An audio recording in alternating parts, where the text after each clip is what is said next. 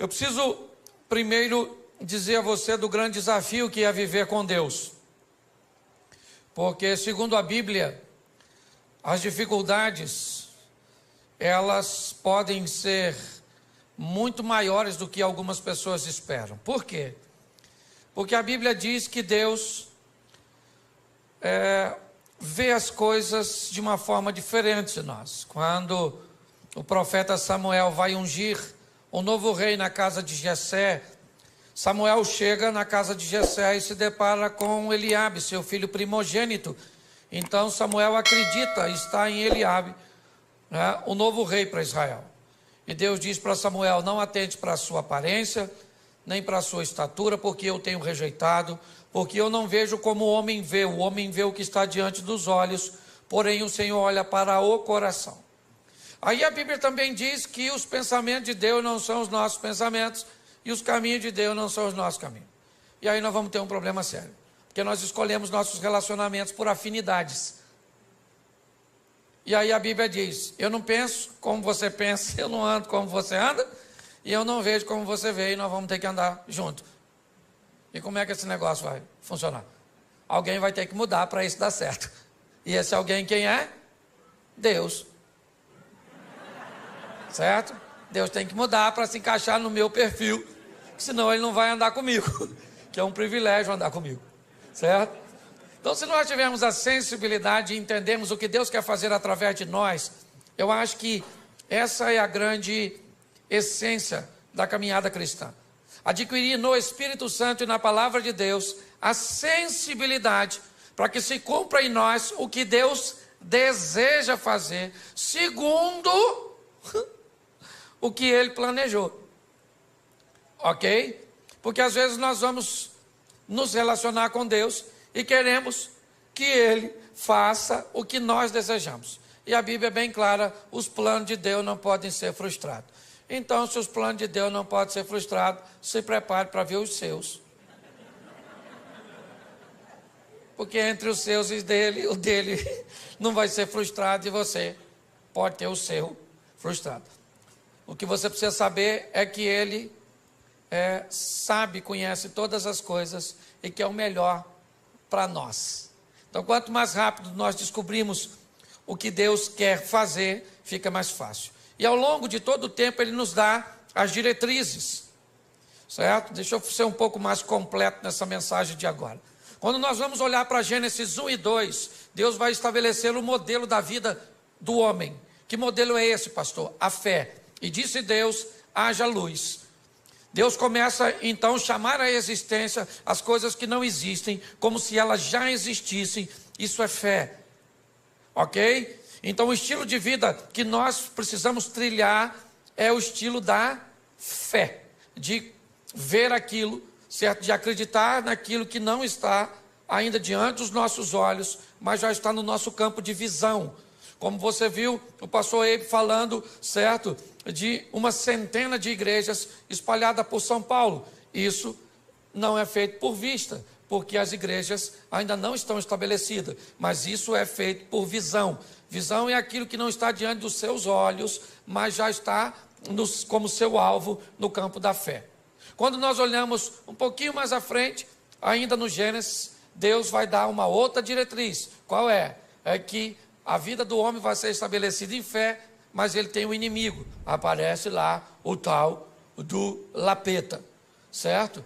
Eu falo com ele porque é mais seguro mandar ele para lá do que chamar ele para cá, certo?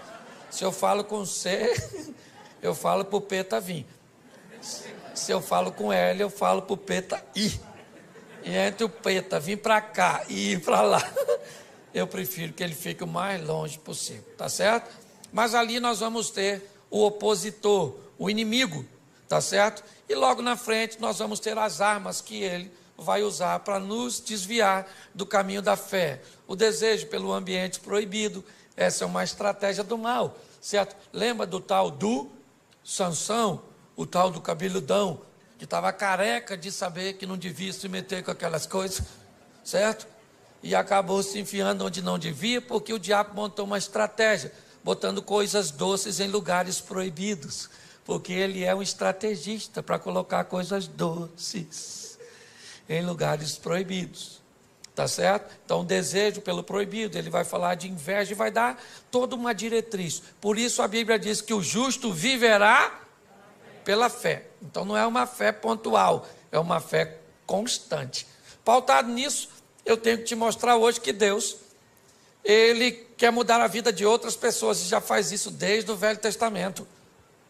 Quem acha que essa proposta da salvação é para todo mundo, né, e olha para o Velho Testamento e ainda vê ela parece um pouco travada, mas eu queria lembrar você que uma ex-prostituta chamada Raabe resolveu mudar de vida e sair de cima do muro, tomar uma posição, assumir uma postura e entrou na genealogia do Filho de Deus.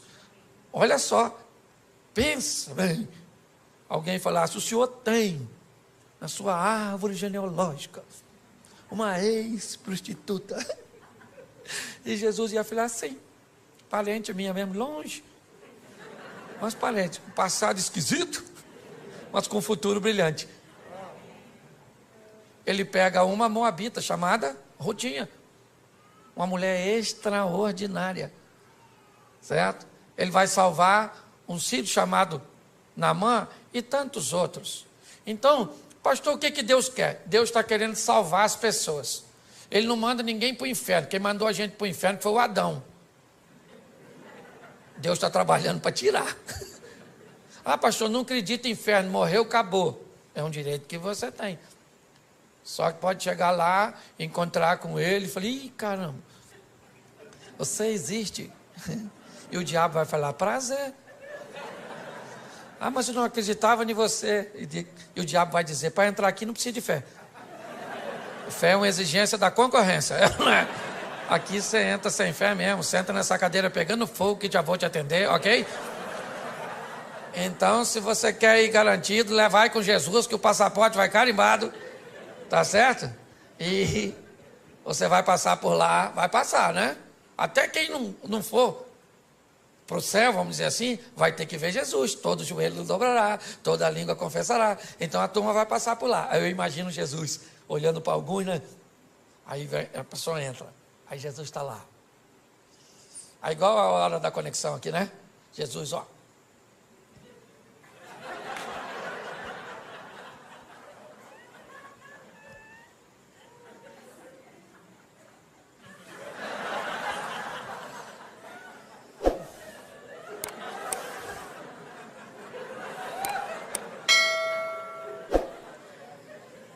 Você está rindo, mas é sério.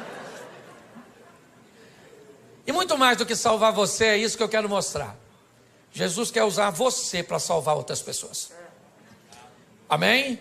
O evangelho que para em você, ele é pobre. Essa é a grande verdade. E o que Jesus quer fazer? Pegar essa rede de relacionamento sua e usar você para salvar essa turma. É assim que funciona. Ok?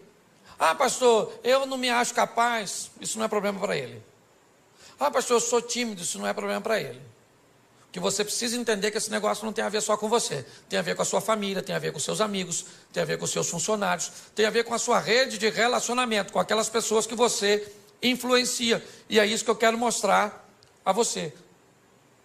Esse poder que Deus te deu, te conferiu, para exercer um nível de influência sobre o seu network, aí sua rede de relacionamento.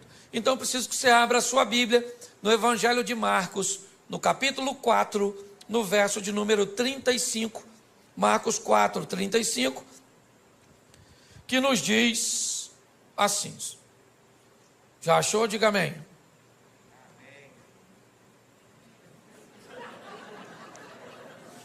Vocês estão rindo de quê? É só para achar.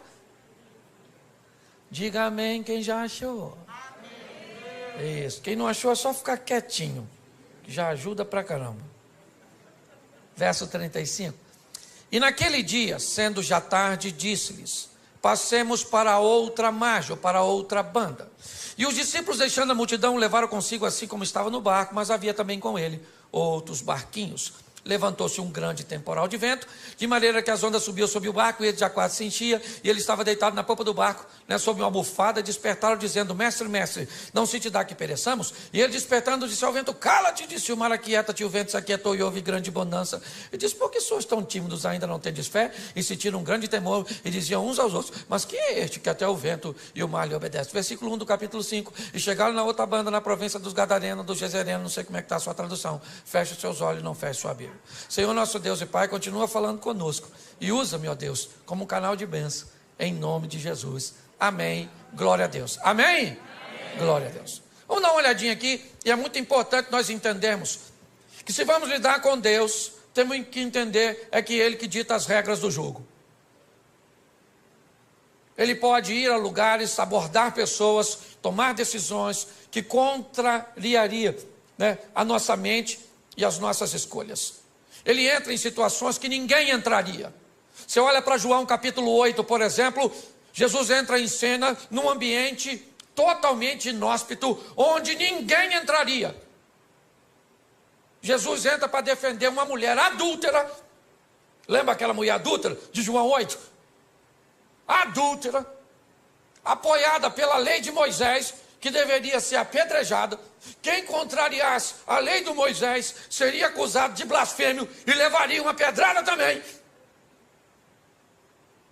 E Jesus entra em defesa de uma dona que, cá convenhamos, nem merecia, porque ela sabia que se adulterasse, morria pedrada. Por que adulterou? Porque às vezes a gente sabe que tem coisa que vai levar a nossa vida para o buraco, mas às vezes o Satanás é tão astuto que nós fazemos aquilo que não deveria fazer. Agora a dona está lá seminua, indo para ser apedrejada fora da cidade, porque não podia tacar pedra dentro dos muros.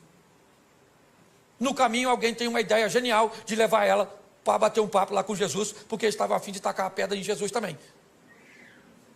A cabeça deles é: vamos levar ela lá e vamos dizer: Jesus pode apedrejar ela? A lei do Moisés diz que pode. Se o senhor disser que não pode, a gente taca a pedra em você também. 2 coelhos com uma cajadada só. Ninguém ia se meter com a lei do Moisés, é com a dona, com a vida tão torta. O que eles não sabiam é quem era Jesus, o chefe dos crentes. Jesus está bem lá, ensinando a turminha, fazendo um discipulado.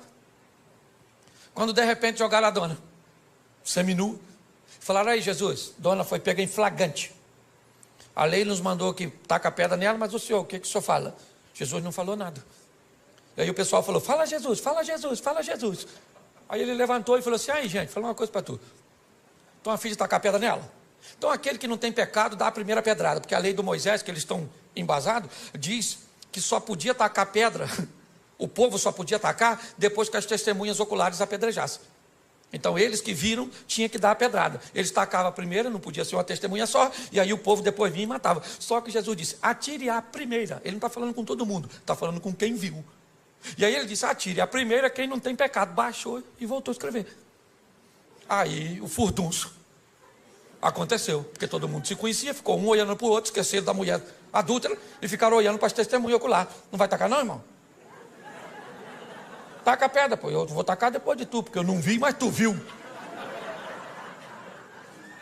Ele falou: eu vi, mas tu escutou o que ele falou? Não pode ter pecado.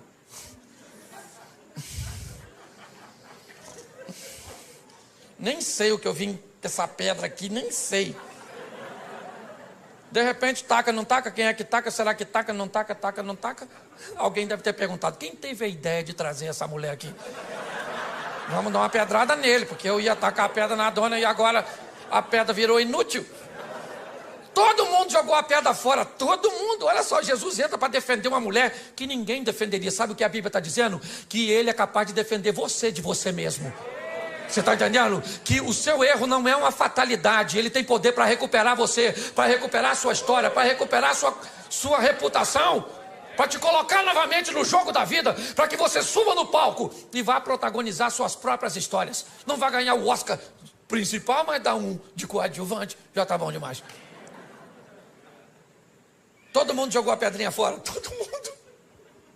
Ficou só Jesus e a mulher, até os discípulos. Jesus levantou, só estava ele e a mulher, e falou: ué, dona, onde estão os teus acusadores? Ninguém te condenou? Ela falou: ninguém, Jesus. Porque todo mundo tem pecado, Jesus, todo mundo tem. Jesus deve ter falado o quê? Todo mundo não. Todo mundo não, que tem alguém aqui que tem moral para apedrejar você. Moral para te apedrejar eu tenho. Eu só quero te dar mais uma chance. É isso aí. Glória a Deus. Então Deus está querendo usar você para mudar a história das pessoas que estão ao seu redor. O texto que lemos diz que já era tarde quando Jesus disse que quer ir para o lado leste do mar da Galileia. As 10 cidades pagãs estão lá. O discípulo não costumava frequentar aquele lugar, porque era crente, e crente tem uma dificuldade para lidar com o pecador. Se não seguir o modelo, se não tiver na caixinha, certo? Esse dia, minha esposa falou assim: Cláudio, a igreja está meio bagunçada. Eu falei: está bagunçada? Por quê, querido? Você viu uma menina com cabelo azul, vermelho? Eu falei: ué, filho, seu cabelo é louro? Ela falou: claro que não. Eu falei: então, você não pintou de louro, amarelo? Então de amarelo pode pintar, de azul. Aí ela ficou quieta, né? Jogou a pedra fora. Se não cumprir o protocolo, os crentes costumam se atrapalhar. Os discípulos não estão entendendo o que Jesus quer fazer no meio de pecador. O que ele quer fazer do outro lado? Já era tarde, já estava escurecendo, o discípulo já estava cansado. Marcos utiliza um advérbio de tempo, e sendo já tarde, Jesus falou: eu quero ir do outro lado. Fazer o quê? Quero ir. Mas o que é? Tem um pequeno grupo?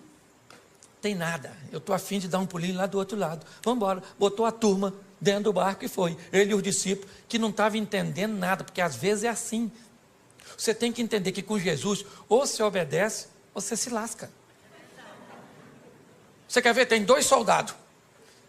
2 soldados aqui em pé. De repente, um comandante diz assim: no chão! Aquele que obedece, se joga no chão. Tem aquele outro que diz: no chão por quê? Está acontecendo alguma coisa. Já morreu, o tiro já bateu nele, já pegou. Tuf. Com Deus, querido, você obedece primeiro e pergunta depois. É assim que funciona.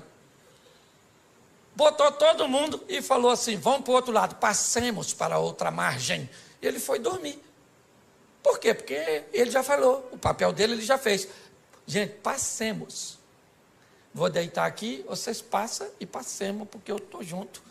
Já falei: passemos, vocês trabalham e levam o barco e vão para o outro lado. E quem é que vem? Tempestade. Deixa eu falar uma coisa para tu que é crente. Pensa num troço com fartura na vida do crente. Tempestade. Pensa. Mal sai uma, já entra outra. Ela já vem assim em sequência. Pastor, que luta. Sabe, esse dia uma irmã dessas irmãs muito pentecostal assim mesmo, olhou para mim com aqueles olhos de raio-x. E falei: nossa, o que vem aí? Aí lá vem ela na minha direção. Me olhou com aquele olhar que queria me botar medo. Falou: pastor Cláudio, o diabo está furioso com o senhor. Eu falei: irmã, bota medo de mim não, louco. Está furioso com a senhora também, não vem de palhaçada não, na verdade.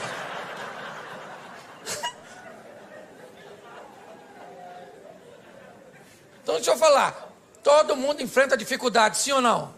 Sim ou não? Então, querido, não tenha medo da tempestade não, deixa ela vir. Cristo disse assim, ó: eu venci, vocês vão vencer também. Então não tenha medo do que vai encontrar no percurso. Você tem que ter força para lutar. Para com essas palhaçadas de: acabou. Pastor, me desiludi com o meu namorado, não quero mais saber de homem. O homem é tudo igual. A senhora nem conhece os homens tudo do mundo, já está falando que é tudo igual? Então a senhora está muito rodada, entendeu? Mas não, o que é? Um trauma faz com que pessoas interrompam a sua caminhada. Querida, a vida é dura para quem é mole. Certo? Os discípulos estão lá enfrentando problema, o que é que nós vamos fazer do outro lado? E Jesus está lá dormindo. Quando de repente, alguém vai lá nele e diz: Jesus, acorda aí. Falei lá com ele para o senhor: nós vamos morrer afogados. O negócio de ir para o outro lado não vai rolar. Jesus levantou, ficou em pé, falou para o vento: cala a boca agora, vento. Cala a boca aí. Ô mar, eu não quero nem marola, é piscina. Agora. Aí ficaram olhando um para cá do outro. Falou: quem é esse que até o vento e o mar lhe obedecem? Os discípulos estão querendo saber o que é que eles vão fazer do outro lado. E o que que Jesus quer? Alcançar uma influência. Jesus quer alguém para fazer propaganda dele. Porque propaganda é a alma do negócio, gente. Você lembra quando o reino de Ezequias está cercado pelo rei Senaqueribe, filho de Tiglade? E agora não tem rota de fuga, aquela situação toda. E aí o Ezequias chama o profeta Isaías e diz: Isaías, vamos falar com Deus aqui, meu filho, que a chapa está quente. O negócio está doido. Certo? Está igual ao Rio de Janeiro. O negócio está difícil. Vamos orar. E aí eles falam com Deus: Senhor, olha aí o Senaqueribe ameaçando o Senhor, ameaçando eu. Deus envia um anjo. Quantos anjos? Quantos anjos? Um só. Deus falou: um anjo, dá um pulinho lá e resolve a parada, mata só valente, não mata covarde não. Aí o anjo fazia assim, ó. Quem enfrentava morria, quem corria salvava. Por quê que o anjo não matou covarde? Porque se mata todo mundo, quem é que conta para os outros? Os anjos, os covardes saíam correndo nas nações vizinhas, chegava lá assim, ó.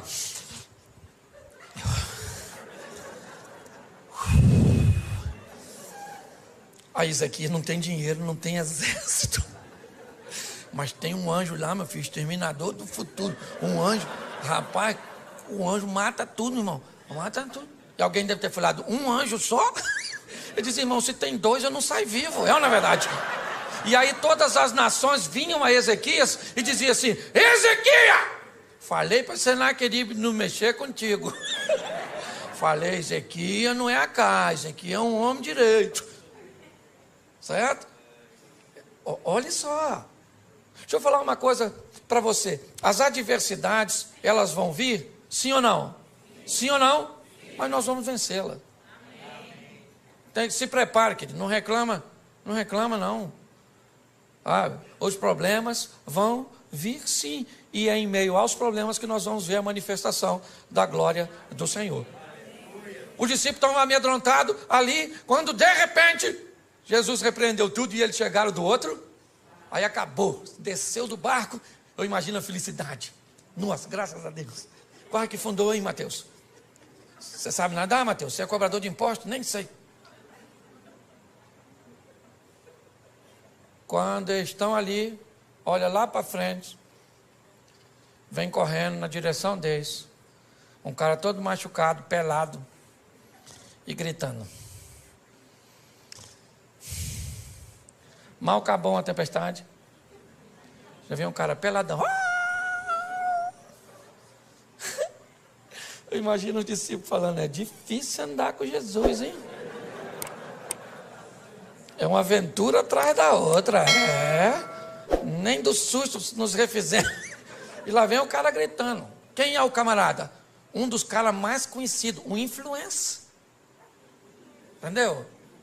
Assim, quase um Felipe louco. Para não botar outro no sobrenome. Um influencer, um cara. Todo mundo sabia quem era o maluco. Por quê? Porque ele era famosérrimo. Por quê? Porque andava pelado, atacava os outros. Era esquisito.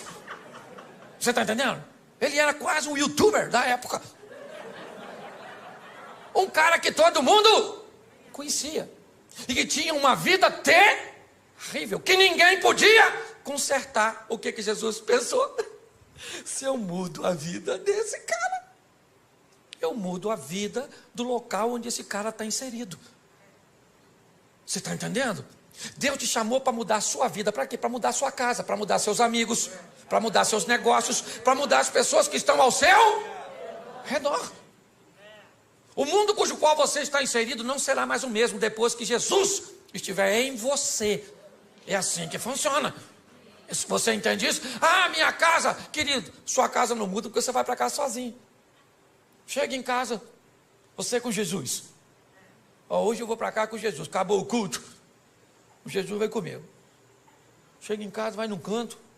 Falei, Senhor, chegamos aqui, ó. Ambiente inóspito. Os inimigos estão espalhados. Um está deitado ali no sofá, os outros estão dentro do quarto. Tem uma sogra morando lá nos fundos. Então está tudo dominado. E você vai lá dentro da sua casa, querido, e diz que agora aquele ambiente pertence ao Senhor dos Exércitos, que ali é morada dos anjos. Vai no travesseiro daqueles filhos seus, que você tem vontade de entregar eles para o Estado Islâmico. Os meninos rebeldes.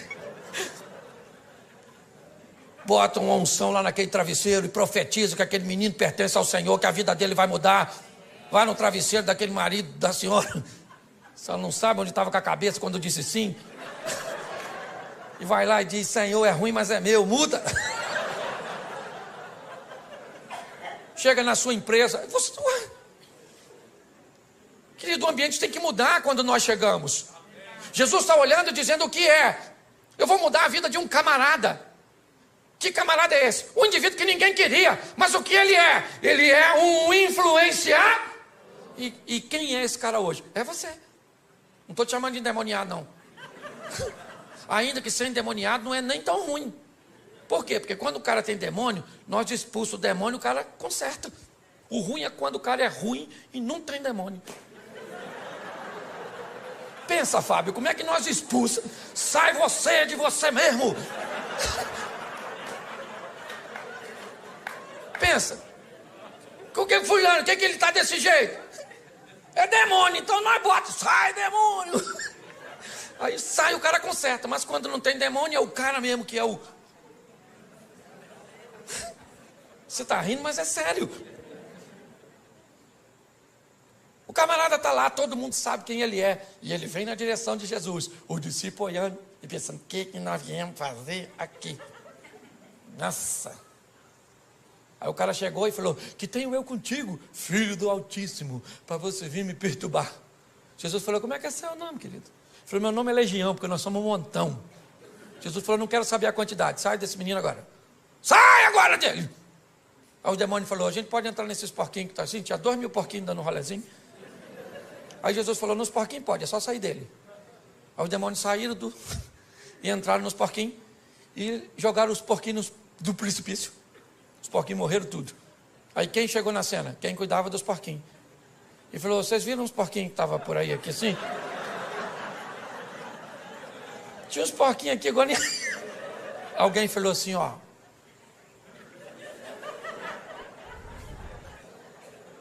O matador de porquinho é aquele lá, ó. Só que agora, preste atenção, o cara que tinha demônio estava vestido, estava limpo, estava são e estava conversando. Esquece os porcos. Tem um homem ali que ninguém podia fazer nada por ele. E que agora esse homem está transformado. E aí o pessoal vai para a cidade e diz, sabe o maluco? Não é mais maluco. Sabe o pelado? Não é mais pelado. Pare e pense. Olhe bem. A notícia chegou lá que tinha um camarada com a vida totalmente contrária, que ninguém nunca pôde fazer nada por ele. E esse indivíduo era conhecido. As pessoas, quando o viam passar na rua, sabiam quem ele era. As pessoas sabiam que ele era uma ameaça para a sociedade. As pessoas sabiam que ninguém queria se relacionar com ele. Ele era um vivo, vivendo com mortos, pois ele morava nos sepulcros. Ele se feria, ele gritava, ele atacava pessoas. Ele era basicamente um irrecuperável. E de repente Jesus chega naquela região onde não tinha um crente, onde nenhum de seus discípulos tinham condições de desempenhar uma função de sucesso. E Jesus enfrenta uma tempestade, a incredulidade dos discípulos, a hostilidade do povo daquela região, simplesmente para ter um encontro com um homem. que nós não sabemos nem o nome dele, porque às vezes o estilo de vida acaba se complicando tanto, que o que nós recebemos sobre nós é um título pejorativo, é o caloteiro, o mentiroso, o fofoqueiro, o promíscuo.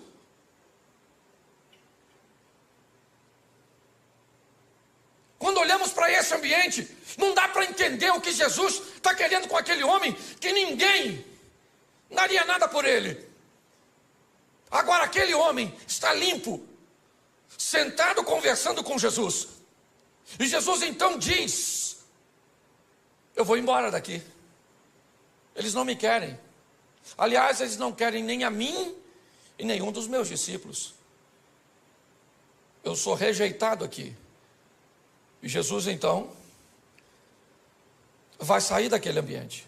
Quando ele vai sair, o homem diz assim: eu gostaria de ir com o Senhor, Jesus. E Jesus disse: não, comigo você não vai. Você vai ficar aqui. E você vai mostrar para toda essa nação 10 cidades pagãs, Decápolis. Você vai mostrar para este povo quão grandes coisas fez o Senhor por você e como Ele teve misericórdia de você. Eu estou indo embora, mas eu vou deixar você aqui. Quem é você? O ex-endemoniado? O ex-louco? Quem é? Como é que vão acreditar nesse camarada? Não é de hoje que nós sabemos que as pessoas não gostam de gente que consegue mudar. Não é de hoje que nós sabemos que pessoas têm muitos problemas com quem resolve viver uma vida direita. Por isso que muitas vezes você diz assim: pastor, eu não faço nada, pastor. Eu lá no trabalho, eu trabalho direitinho, eu chego no horário, eu faço tudo certinho, eu desempenho a minha função e eu estou sendo tão perseguido. O que está acontecendo comigo? O que está acontecendo com você? Todas as vezes que você faz o certo, você passa uma mensagem para quem está fazendo errado. Que é possível fazer certo, que é possível ser honesto, que é possível ser direito. Ser certo, inevitavelmente, vai incomodar as pessoas. Quando nós olhamos agora, Jesus disse para esse homem: você não vai comigo, você vai para a sua casa. Você vai para os seus. E você vai mostrar para eles, não é falar. Porque em casa nós não pregamos com Bíblia. Em casa nós pregamos com vida. As pessoas que estão ao nosso redor não querem saber o quanto nós conhecemos de Bíblia. Eles querem saber o quanto a Bíblia transformou a nossa vida. É assim que funciona. Esses dias eu estava aqui em São Paulo e eu ia ministrar uma palestra e um dos coaches mais renomados do Brasil foi me buscar. E aí no carro, ele e a esposa, ele me olhou e me disse assim: pastor Cláudio, se o senhor tivesse um conselho para me dar, qual o senhor me daria? Eu olhei para ele e para a esposa e disse: que essa sua mulher seja sempre a sua maior fã. Enquanto ela for a sua maior fã, você é um homem bem sucedido. Mas quando ela não acreditar mais em você, você vai se tornar uma fraude. Porque a nossa família é a nossa primeira congregação. É a nossa casa. Eles têm até, porque preste atenção, se ele mudou de vida, todo mundo sabe que ele é um ex. E esse é o problema. Quando você é alguém que viveu uma vida ruim lá atrás e agora tem uma nova conduta, sabe o que as pessoas falam? Fica de olho nele. Fica de olho. Já, já. Pau que nasce torto, nunca se endireita. Mas se você sempre foi gente boa e um dia falhou, sabe o que as pessoas falam? Nunca confiei. Tinha alguma coisinha. Credibilidade. Jesus mudou a vida deste homem, é verdade. Ele estava nu e agora está vestido. Ele era um louco e agora está são. Ele era um perigo à sociedade e agora está oferecendo perigo para as estruturas do inferno, porque ele chega naquele local com o poder de Deus. Mas quem é que vai dar crédito para ele? Quando você vai começar uma nova vida, aprenda que um período vai ter que ser gasto com o descrédito de gente que não vai acreditar que você mudou, porque você tem passado, e nós não podemos mudar o passado de ninguém. Isso aqui não tem a ver contigo, Xavier. O que nós podemos é influenciar futuro. Amém? Quando o Eliseu manda a viúva pedir vasos emprestados, não interessa o que tinha no vaso. É vaso vazio. Se tinha cachaça, se tinha homossexualidade, se tinha violência, não interessa o que tinha. O que interessa é o que vai ter agora. Entendeu? Esvazia o vaso e deixa que eu enche, eu coloco unção, e agora ele vai ter uma nova finalidade, vai ser cheio de mim e não do mal que estava antes. Então Jesus olha para esse indivíduo e vai devolver a ele. Quem aqui jogou boleba de gude quando era? Aquelas bolinhas de gude? Nossa, legal. Você lembra quando você perdia tudo? O que você tinha que fazer? Sair da brincadeira, não era? Mas aí você tinha um amigo que te emprestava umas 3 bolinhas. E com essas 3, você voltava para o jogo. Jesus está dizendo para você hoje: você jogou seu crédito fora, sua credibilidade no seu casamento, para com seus pais, para com seus filhos, para com o comércio, para com a vida cristã, você jogou fora. Mas hoje eu vou devolver você ao jogo. Eu vou colocar crédito para que você possa ingressar novamente e mudar seu futuro. Você está conseguindo entender? Nós precisamos entender isso. E a maturidade. Esse homem, ele vai reconstruir a sua credibilidade. Imagine ele chegando em casa, depois que encontrou com Jesus, e o pessoal falando: olha ele aí, quem é? Nossa, confusão. E ele chega em casa, pensa: vestido, gente, tão bonitinho. Ele falando: bom dia, família. E o pessoal: olha mesmo, grita de novo, arranca a roupa. Porque depois da credibilidade, o próximo passo, sabe qual é? A desconfiança. O pessoal fica olhando para a gente desconfiado, não fica? Mudou mesmo, mudou mesmo, mudou mesmo. Mudou nada. Quer tomar um negocinho, não? Hã? Hein? Mudou nada, mudou nada. Isso aí é fogo de palha. Já está na vida antiga. Pois é, querido. É um grande desafio ter que lidar com essas situações, com desconfiança. Desconfiança. É assim. Isso faz parte da nossa reintrodução nesse jogo. Deixar esse velho homem para trás e tudo aquilo que todo mundo tem passado. Todo mundo tem passado. Todo mundo tem passado. E louvada seja Deus por isso. Ninguém aqui tem direito de falar do outro. Tem? Fala. Ninguém aqui tem não, querido. É um grande desafio. Eu lembro,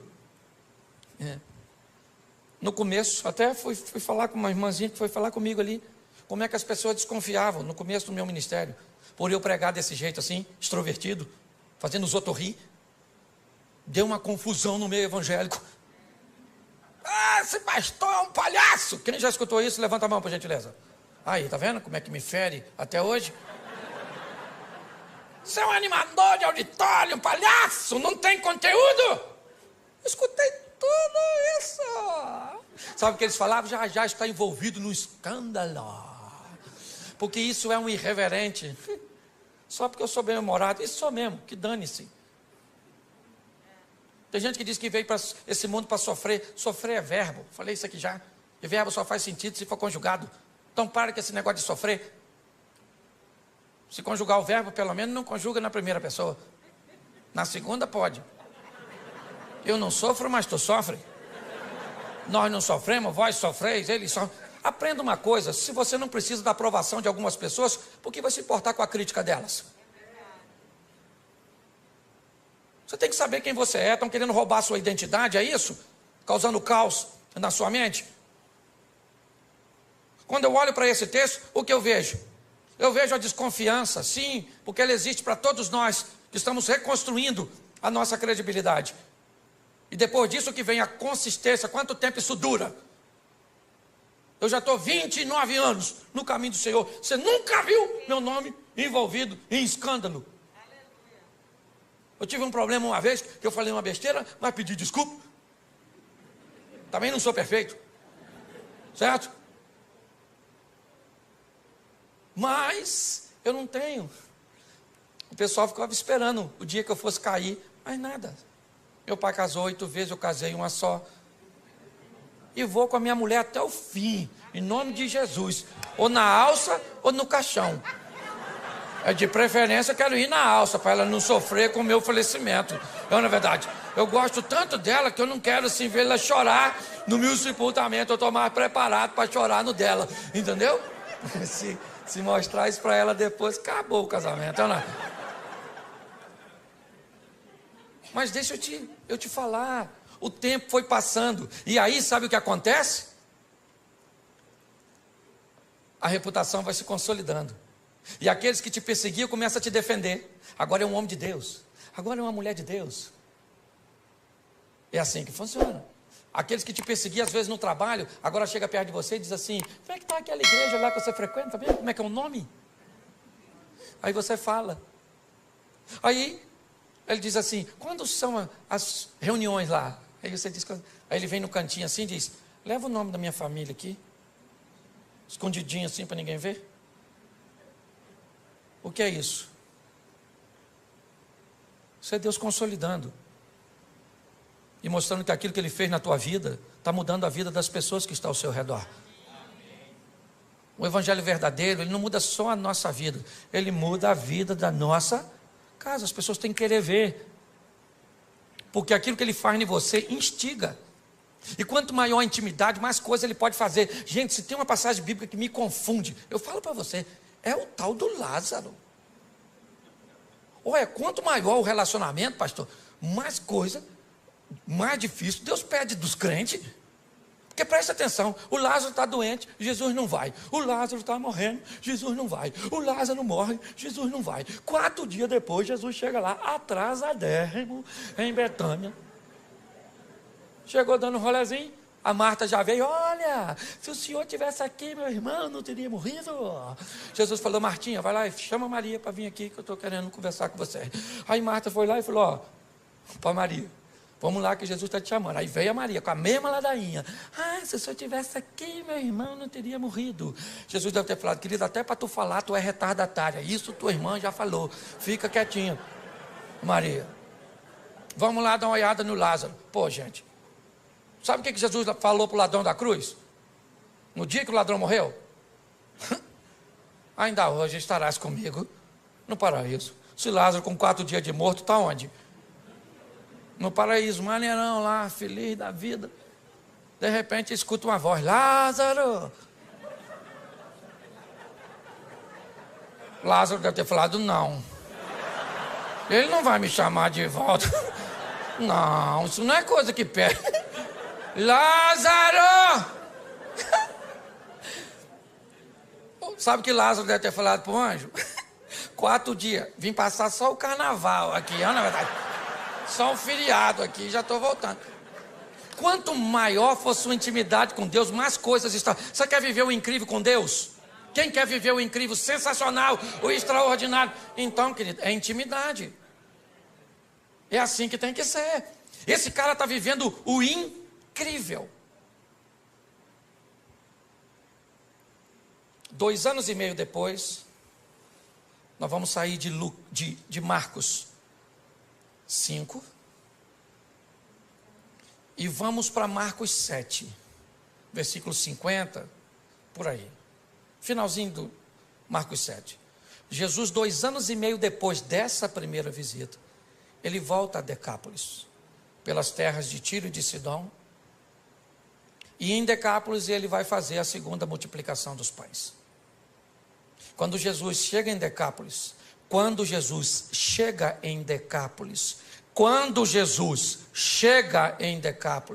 tem 4.000 homens, sem falar mulheres e crianças, para ouvi-lo.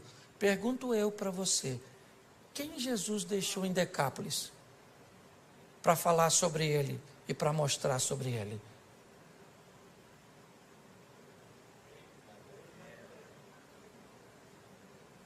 Você consegue entender? Quem era Gadareno? Gadareno era um camarada que poderia ser usado por Jesus para mudar as pessoas que estavam ao seu redor. Cada um de nós temos o nosso grupo de influência. Se ele é grande, se ele é pequeno, Isso não é o que está em questão. O que está em questão é que o ambiente que eu estou inserido, ele vai mudar. Por quê? Porque o Evangelho está em mim. E o Evangelho, ele traz mudança, ele traz transformação. É assim que funciona. Na vida eu preciso definir se eu sou termômetro ou se eu sou termostato. Um termômetro é um aparelho usado apenas para medir a temperatura do ambiente. Um termostato é um aparelho que diz a que temperatura o ambiente fica depois que ele chega. É muito importante nós entendermos isso. Nós estamos inseridos na nossa rede de relacionamento, eu tenho a minha, você tem a sua, e provavelmente eu não sou capaz de transformar a sua, porque essa não é a minha função, essa é a sua função. O que precisamos é permitir que esse Evangelho mude a nossa vida, mude a nossa história, porque o povo já está farto de palavras. O que o povo quer ver é mudanças. Você sabe que um dos maiores inimigos da expansão do Evangelho é o mau testemunho de algumas pessoas que se dizem andar com Jesus? Nós precisamos sair daqui hoje. Esse é o meu propósito de vir aqui. Foi isso que Deus colocou no meu coração. De fazer com que você saia realmente para casa com uma visão missionária. De transformar vidas. E como já foi dito aqui, não simplesmente de fazer um novo convertido, mas de fazer um discípulo, de ensinar as pessoas o que é relacionamento com Jesus, porque um convertido, ele normalmente já fica satisfeito com o que alcançou, sua salvação. Um discípulo não, ele vai atrás de outras pessoas, ele vai, não interessa, e presta atenção, quanto pior for a pessoa, vai atrás dela, porque a mudança dela vai causar um grande impacto. Agora Jesus volta. Eu fico imaginando. Quem vem aí? Jesus? Não. Quem é que está chegando em Gadara? Por que nós devemos vê-lo? O que ele tem? Cara, o homem que está vindo aí, ele é o camarada que fez aquele indivíduo mudar de vida. Aquele cara que era famoso porque andava nu, atacando as pessoas, desequilibrado, ele mudou. Mas como ele mudou? Ele mudou porque Cristo mudou a vida dele. As pessoas estavam interessadas em ver Jesus e também olhar o indivíduo que outrora vivia nu. Se você lembrar da passagem de Lázaro, voltamos a ela. As pessoas vinham de longe para ver Jesus, mas para ver também Lázaro. E muitos queriam matar Lázaro de novo, porque as pessoas estavam acreditando em Jesus por causa de Lázaro. E Lázaro não estava nem aí. Só deve ter falado com Jesus. Se matar agora, por favor, me deixa quieto. Você consegue entender isso? Então hoje sabe o que acontece? Primeiro, nós estamos sofrendo porque as pessoas não nos aceitam, porque isso, porque aquilo. Eu não estou nem aí, estou nem aí, estou nem aí, estou nem aí. Vai para a internet ver o que as pessoas falam de mim. Esse dia disseram que eu sou o anticristo.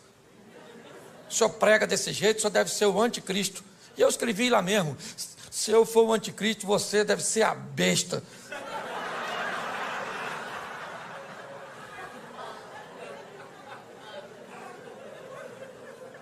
Você está rindo? Por quê? Porque o último estágio dessa história, sabe qual é? A inveja dos imutáveis. Quem não muda de vida, quem não vence. Aí tem que ficar dizendo. Aí olha para você que emagreceu 30 quilos. Nossa, emagreceu, hein? Mas acabou também. Tá velha, tá bagunçada. Porque tem gente que não gosta de ver as coisas acontecerem na sua vida. Aí você tem que decidir. Você está querendo viver para impressionar os outros? Ou você está querendo viver para agradar a Deus? Eu não estou nem aí. Se tem uma palavra que eu uso muito, me permita aqui, pastorzão. É o dane-se. Dane-se. Não. Por quê?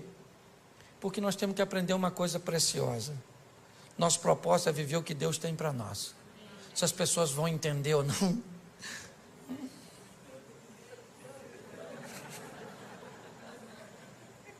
Certo? Nós vamos viver. Então pare de ficar abatido. Descubra o que Deus quer fazer através de você na sua rede de relacionamento. É assim que funciona. E você vai ver que a sua vida vai ficar mais fácil. Quem imaginava que aquele indivíduo seria um evangelista tão poderoso? Ninguém. Se você estivesse lá, você o escolheria? Provavelmente não. Mas ele escolheu. E muito mais do que ter escolhido aquele homem, ele escolheu a mim e a você. Acreditando que nós também podemos mudar o ambiente cujo qual nós estamos inseridos. Saia daqui hoje, leve Jesus para sua casa, para sua família. Leve mesmo, mas fala para o mundo espiritual. Chega dentro de casa e diz: Jesus está aqui. Chega na empresa, chega para o seu casamento, chega para os seus filhos. É assim que funciona. E o ambiente vai mudando. Posso ouvir um amém? Amém. Você pode ficar de pé? Fecha seus olhos. Pode fechar que ninguém vai pegar nada seu não. Só porque eu sou carioca e flamenguista, né? Saudações. Fecha seus olhos, fecha aí. Isso. Feche seus olhos. Senhor nosso Deus, muito obrigado pela oportunidade que o Senhor nos tem dado de acreditar em nós, de olhar num ambiente onde muitas pessoas não dariam nada para o nosso futuro. As sentenças a respeito de nossa família, de nossa caminhada de fé, de nossos filhos, do nosso casamento, às vezes da nossa saúde, não é das melhores. Mas nós vivemos pela fé, servimos um Deus que é todo poderoso. Acreditamos que o Senhor nos escolheu porque nos ama. Não somos merecedores, mas te agradecemos por demais tal escolha. Seja conosco, Senhor, nessa caminhada de fé, nos blindando, nos dando condições de entender quem somos no Senhor e o que somos capazes de realizar e também de suportar. Que todas as oposições que se levantam contra nós caiam por terra. Que a nossa casa seja morada dos teus anjos. Que sejamos casados para sempre. Que aquilo que nos une sempre será mais forte do que todas as forças empregadas para nos separar. Nossos filhos são flechas na mão de um valente que vão chegar em lugares que nós não chegamos. Eles são heranças do Senhor. Desta terra comeremos o melhor, porque o Senhor é o nosso refúgio e a nossa fortaleza. Vamos amar pessoas, vamos cuidar de pessoas, ó Pai. Não descartamos ninguém. O máximo que fazemos é reposicionamos pessoas. Ajuda-nos, ó Pai, nessa caminhada. Que o Teu Espírito continue conosco. Que a Tua palavra seja a nossa bússola. Que os Teus anjos sejam auxiliares. Fica conosco, Senhor. Porque nossa função é mudar a vida das pessoas com aquilo que mudou a nossa. Que mais do que te amar, que possamos amar tudo aquilo que o Senhor ama. E que assim seja na nossa vida, em o nome de Jesus. Você pode aplaudir o Senhor? Glória a Deus. Olá, pastorzão. Uau, muito obrigado, pastor Cláudio. Foi muito bom, muito.